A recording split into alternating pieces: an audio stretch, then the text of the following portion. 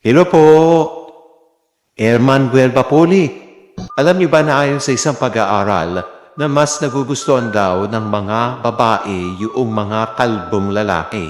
Ito daw ay dahil mas attractive, mas confident, and mas dominant sila. Ito ay according sa isang pag-aaral. Bald men is in.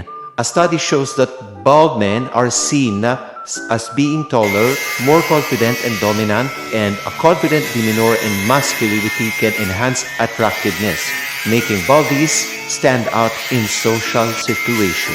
At nako, sa poll nga na 1,000 na kababaihan ang tinanong, 87% ang nagsabi that they would date a bald man with versus doon sa mga may buhok. Sign na yata para magpakalbo tayo. Aside from that, ayan, nakikita niyo yung dalawang photo na to. Sabi nila, compare cleanly shaved baldies with those balding on top with hair on the sides.